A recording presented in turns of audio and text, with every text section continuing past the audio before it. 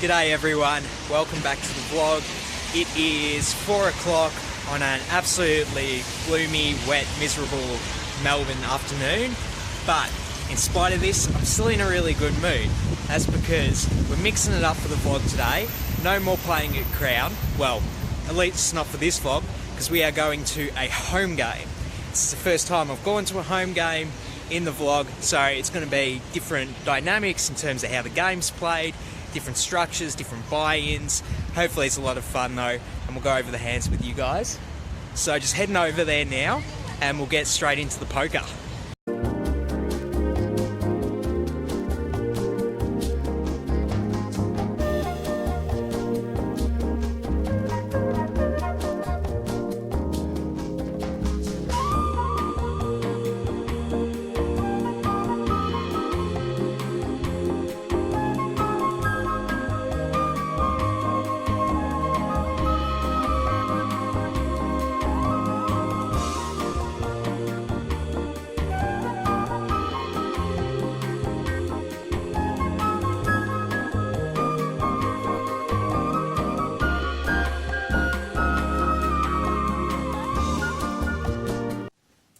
Okay, so we are wrapping up the home game now. We played plenty of interesting hands, we'll go over later, but it is currently 1 AM. I am tired, ready to go home and sleep, but we'll get back to you with the hands pretty soon.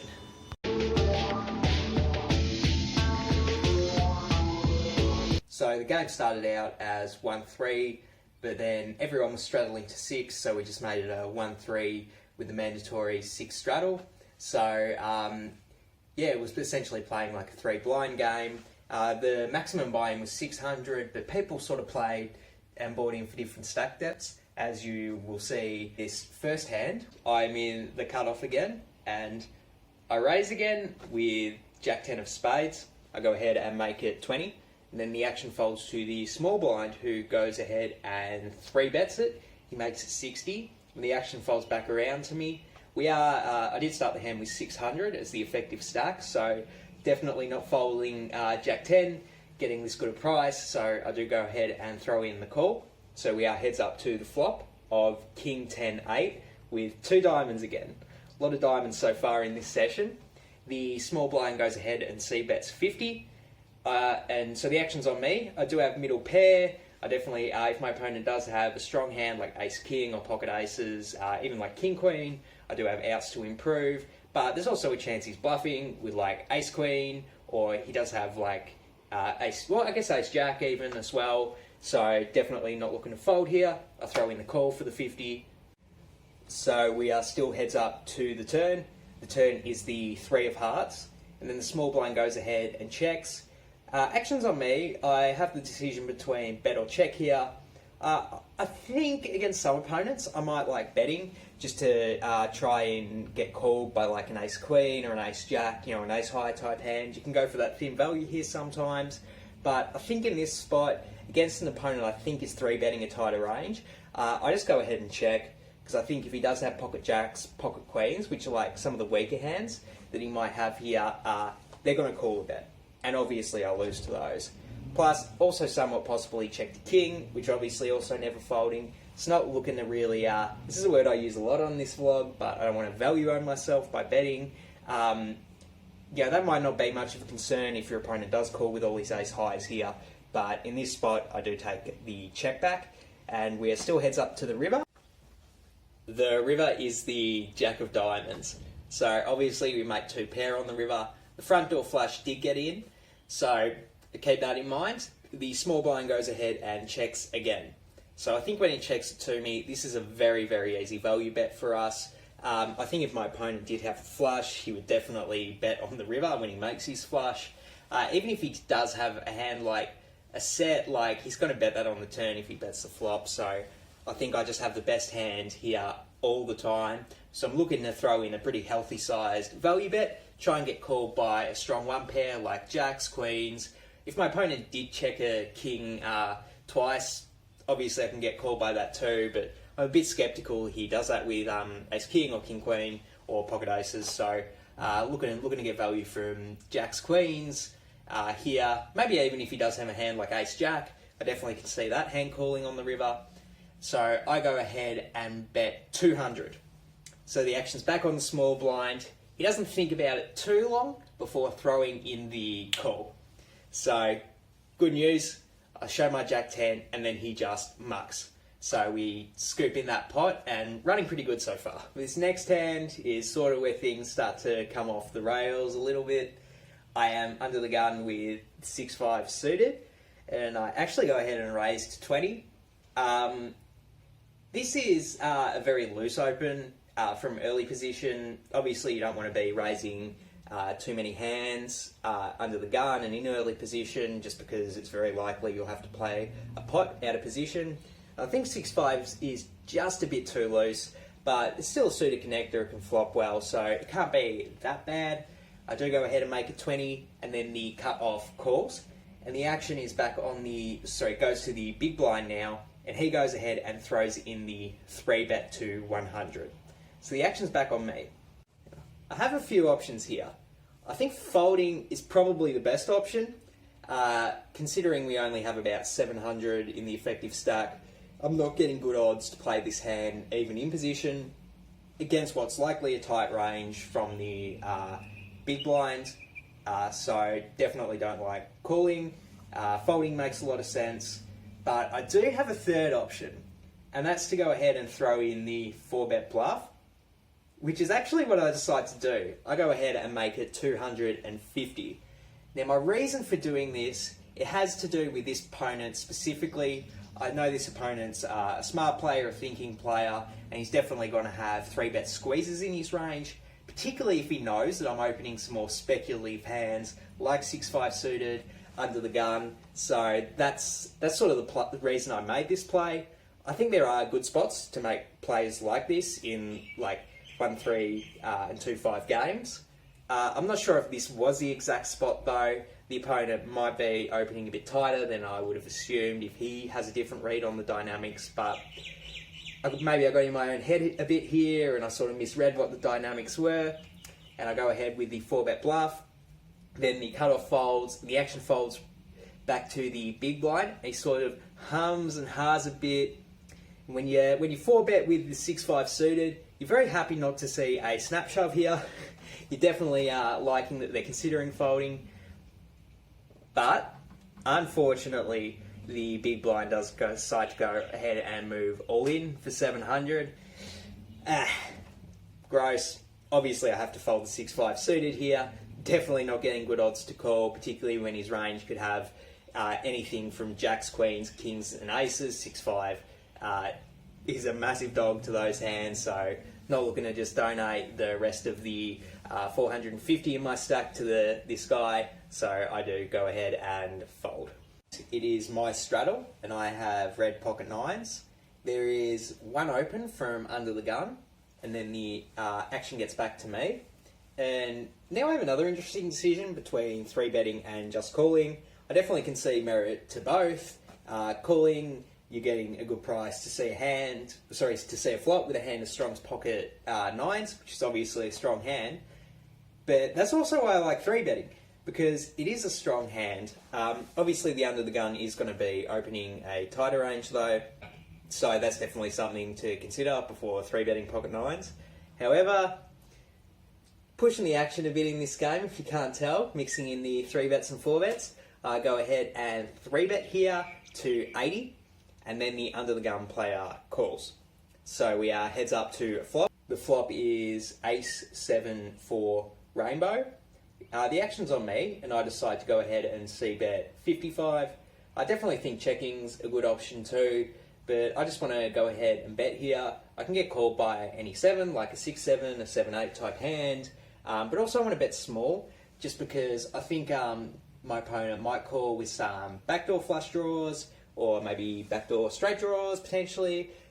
My favourite hand, 6-5 suited, is an open-ended straight draw on this flop, so I can get value from that too. But I do decide to size down here a bit with pocket nines, 55, and then the under the gun calls. The turn is the 8 of hearts. So this isn't actually a great turn card for me. If my opponent did have 7-8, he now has 2 pair and wins. If you have pocket 8s, also a hand he might have called with on the flop. I lose to that too. So I don't think this is a spot where I can bet for much value. So I'll just go ahead and check pocket nines here, and then the under the gun player checks it back. So we are still heads up to the river, and the river is the 7 of spades. So 7 was a hand I was trying to get value from on the flop, but clearly any 7 beats me now. So I really don't think there's much value in betting here at all, to be honest. So I just go ahead and check to the under the gun player. He bets 155. So the action's back on me with pocket nines, and I'm not really loving this situation much.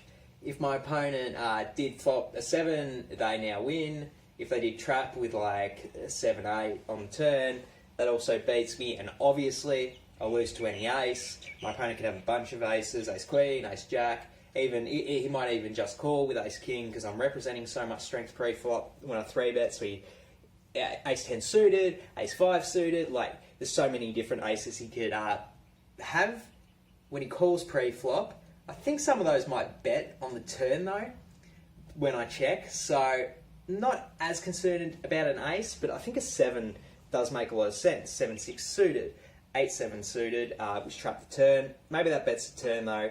But yeah, I'm just not really loving this situation. My opponent, I think if he wanted to bluff at this pot, he would probably just bet the turn with a hand like Jack 10, Queen Jack, King Queen. King Queen as a bluff makes a little bit of sense, just because maybe it checks the turn with showdown value, but then it can just check the river. Yeah, I just really struggle. I thought about this decision for a bit on the river.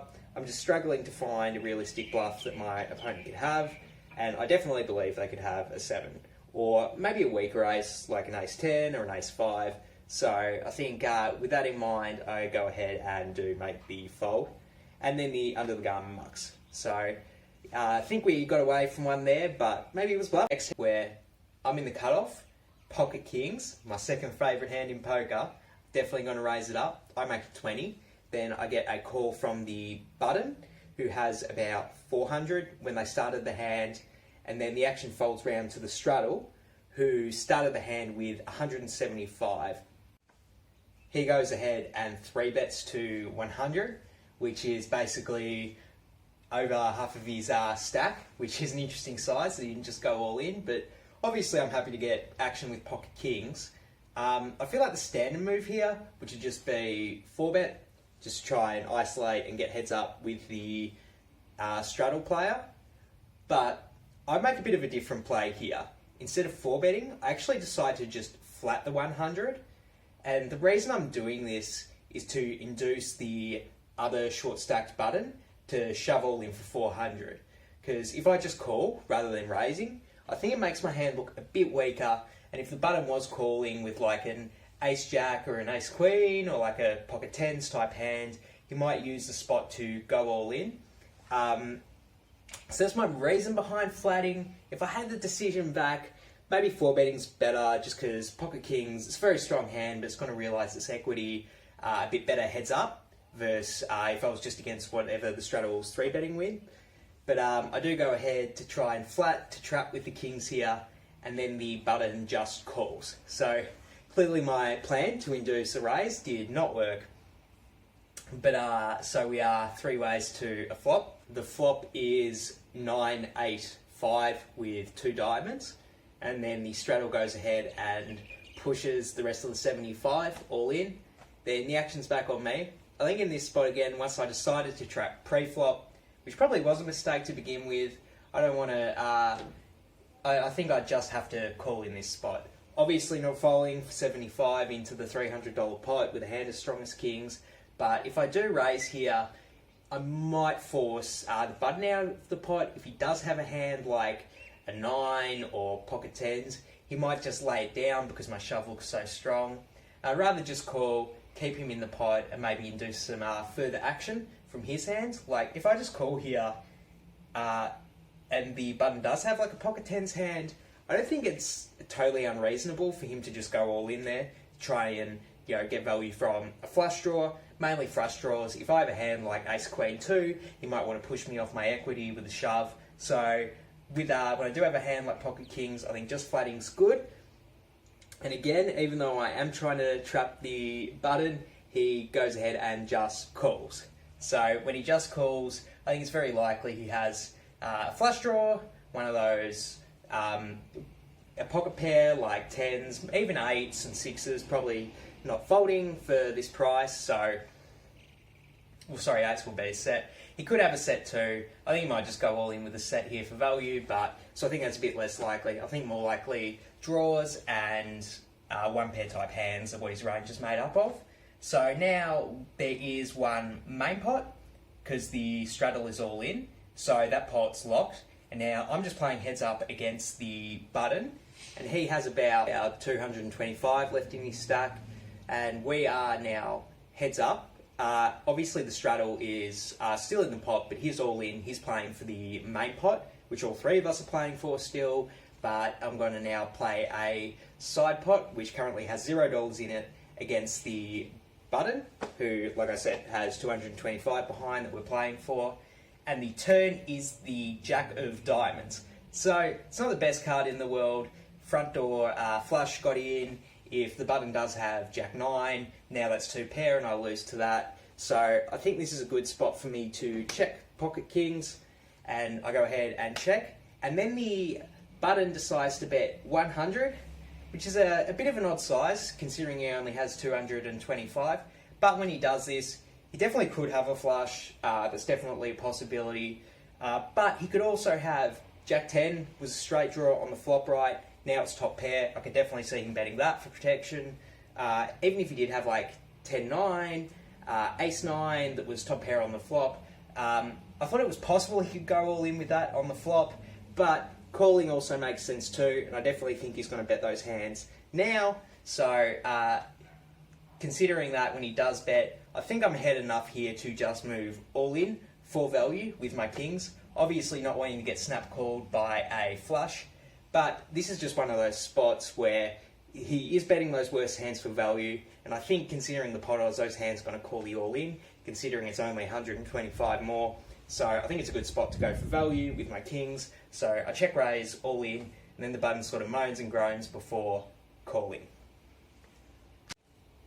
So we are still 3 ways in the hand. All 3 of us are fighting for the main pot, which is 510, and I'm heads up with the button, playing for the side pot, which is 450, I believe.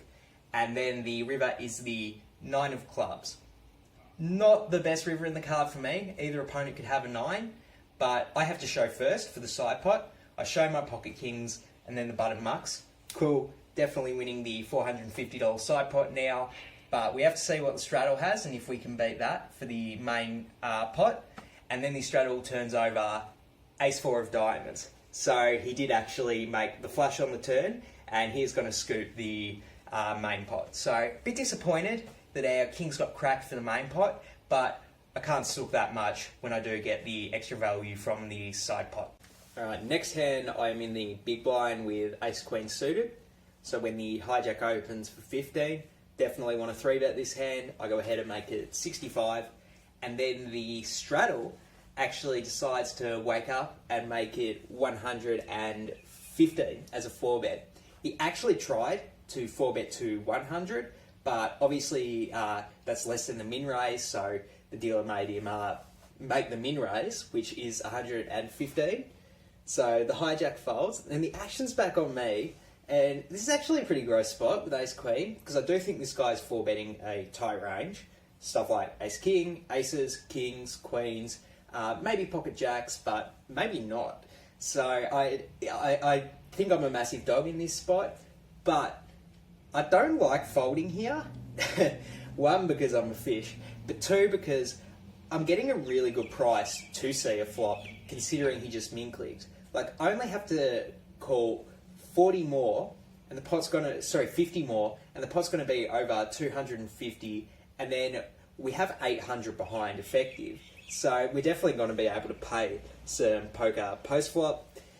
So I do actually go ahead and throw in the call.